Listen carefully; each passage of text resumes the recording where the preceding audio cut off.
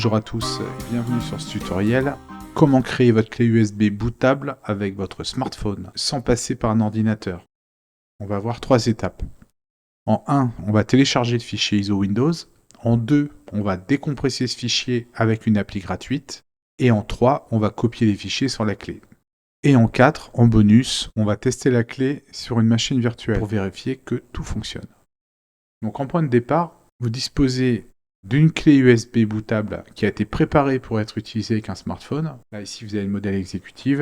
Et vous avez un adaptateur USB-C ou qu'on appelle aussi OTG pour On The Go, qui permet donc de connecter votre clé USB à votre téléphone. Donc l'adaptateur OTG a une fiche mâle USB-C et une fiche femelle USB standard. On passe sur le smartphone et on va aller sur Internet. Donc moi, je vais prendre Google Chrome. Donc là, on va pouvoir taper Windows 11 ou télécharger Windows 11. Essayez de l'avoir en français. Si vous prenez Download, vous aurez les pages en anglais, ce qui n'est pas forcément pratique. Voilà, télécharger Windows 11. Vous voyez qu'on va vers le site de Microsoft.com. Alors là, on va avoir plusieurs options. On a l'assistant d'installation de Windows, création d'un support d'installation ou télécharger l'image disque ISO. Donc nous, on va prendre l'ISO. Sélection du téléchargement, donc on n'a qu'un choix, donc Windows 11 ISO édition multiple. On descend un peu et on clique sur télécharger. Là, il va nous proposer de choisir la langue.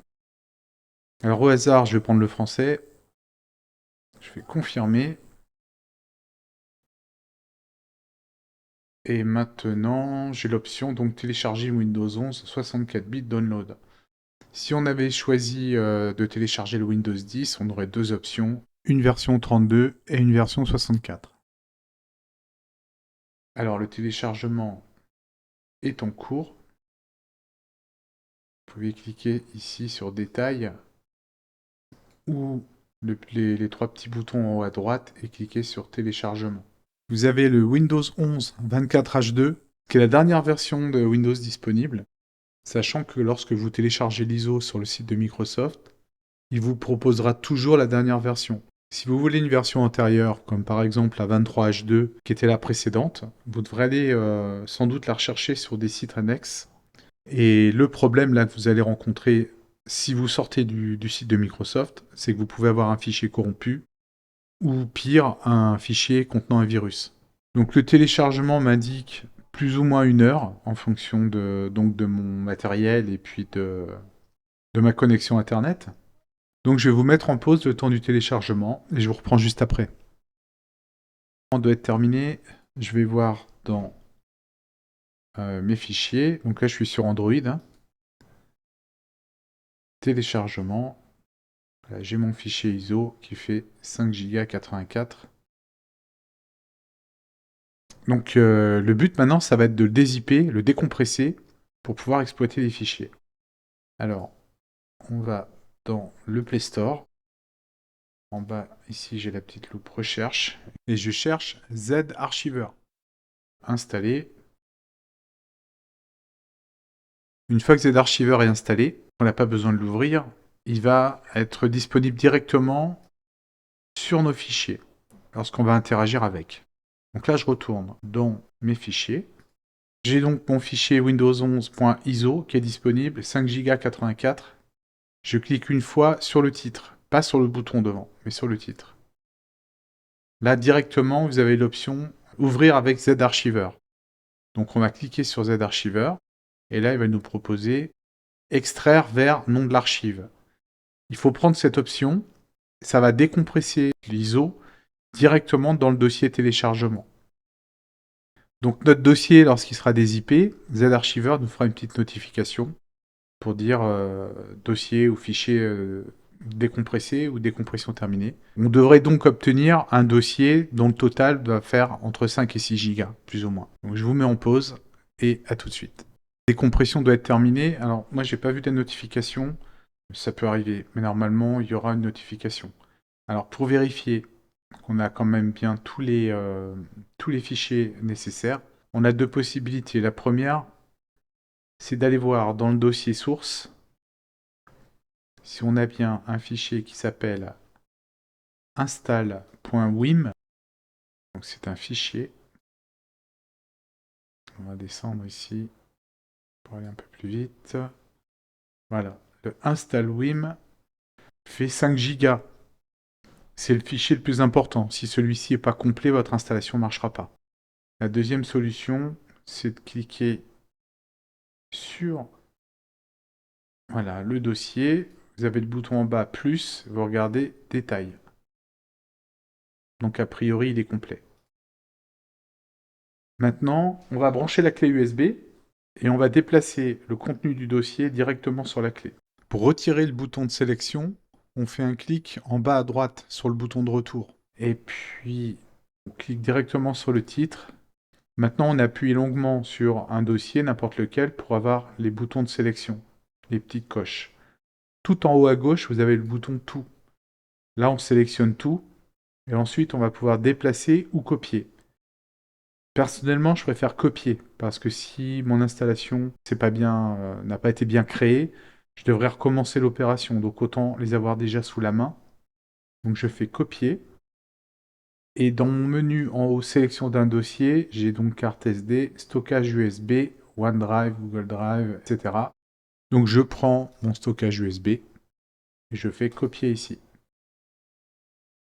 Donc je ne copie pas le dossier Win11, mais le contenu du dossier. Pendant que ça copie, je vais vous mettre en pause, je vous reprends juste après. Voilà, la copie est terminée. Donc normalement à ce stade, notre clé doit être prête. Donc je vais dans mes fichiers, toujours sur Android, et je vais prendre donc ma clé USB, je vais quand même vérifier. J'ai au moins surtout le fichier install.wim qui n'est pas corrompu. Il faut absolument que ce fichier-là soit entier, puisque c'est vraiment ce qui va permettre le déploiement de Windows. Voilà, install.wim, donc il fait bien 5 Go. Donc là-dessus, on est bon. Là, on voit la clé USB, elle fait bien 5 Go 9. Donc normalement, elle doit être bootable. Alors, en bonus, comme j'avais dit en intro, je la débranche. Et puis, je passe directement sur PC. Voilà le contenu de ma clé, donc des IP. On va tester donc sur une machine virtuelle. Créer une machine avec VirtualBox. Je fais machine, nouvelle. Je vais l'appeler Win11 Smart pour smartphone. Le système choisi directement est le Windows. Vous voyez que image ISO, on n'en prend pas puisqu'on va démarrer sur la clé. On va dans configuration. Là, je vais rajouter dans le système, je rajoute vite fait un peu de RAM. Je lui mets 8 Go. Donc dans le système, un point important, sur une machine réelle, il faudra le faire aussi, c'est désactiver le Secure Boot. Tout simplement parce que la clé n'est pas en FAT32. Donc on va utiliser un autre fichier EFI qui va nous permettre de démarrer sur cette clé qui, elle, est formatée en exFAT pour être utilisable depuis un téléphone portable. Donc très important, si vous désactivez pas le Secure Boot, ça ne démarrera pas. Réseau, je coupe le réseau. USB, je sélectionne ma clé et puis je fais OK. Et là, normalement, on va pouvoir démarrer. Vous voyez la clé USB derrière qui a disparu. Elle s'est connectée à la machine virtuelle. On va avoir le petit timer, parce que là, a priori, tout se passe bien. Donc là, on a commencé. Pour s'assurer que ça se déroule, il faudra certainement passer le test donc de vérification matérielle. Sélectionner les paramètres de langue. Donc français. Et suivant. Clavier AZERTY, suivant. Installer Windows. Donc ça, c'est la dernière version de Windows 11 qui se présente de cette façon. Il va nous demander si, alors je n'ai pas de clé de produit, si on veut tout supprimer. Nous préparons certains éléments. Vous prenez la version de Windows qui vous intéresse. Et suivant. Voilà, vous l'avez peut-être vu. Vérification de votre PC. Donc là, on l'a validé. Ça veut dire que on a passé le TPM et le Secure Boot. Ensuite, on fait accepter. Donc là, logiquement, l'installation ira jusqu'au bout, sans problème. Donc la nouvelle version de Windows 11 est beaucoup plus détaillée sur la liste des disques disponibles. Donc là, ici, je prends mon 80 Go, donc virtuel, et je fais suivant pour faire mon installation sur cette section. Installer Windows 11, ne rien conserver. Donc on fait installer. Vous avez vu qu'on avait l'option également de réparer si on voulait. Hein. Voilà, c'est parti. Ça va être un peu lent. Hein.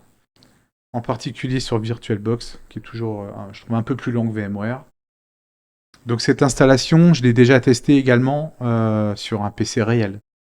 Je fais passer un Windows 10 vers un Windows 11 sans aucun souci, avec une clé créée depuis un smartphone, ça fonctionne. Hein. Voilà, donc je vais vous laisser en pause le temps de s'assurer qu'on arrive au bout de cette installation. Bien, donc l'installation se déroule correctement. On choisit le pays, le clavier, ignorer. Ensuite, on va rencontrer toujours ce problème puisque j'ai pas de réseau. Il va me demander de me connecter. Donc là, l'astuce est toujours la même. On fait Shift F10. Ça ouvre une fenêtre de commande. Et là, on tape OOBE / bypass NRO. Donc nous voilà au début du cycle du paramétrage. Donc la France, le clavier en français. Là nous revoilà. Cette fois-ci on a l'option je n'ai pas internet. Ce qui va nous permettre de finaliser l'installation sans s'identifier. Là je vais mettre un nom au hasard. Nono. Pas de mot de passe. Suivant. Là je fais non, non, non. Donc il y a 6 fois. 6 options à sélectionner. Bon, a priori, l'installation s'est bien passée. Veuillez garder votre PC allumé et branché. L'opération est presque terminée. Et voilà, donc on a fini d'installer Windows 11. La dernière version, donc la 24H2, a la particularité que vous avez l'icône copilote ici. Alors le copilote ne se lance pas si vous n'avez pas de réseau, ce qui est normal dans mon cas puisque je l'avais déconnecté. Donc ce tuto est terminé. Donc je vous ferai une extension pour souligner un peu les limitations de cette clé USB. Et puis j'ajouterai une autre petite vidéo pour récupérer rapidement la totalité de la clé USB après utilisation. Là je vous remercie.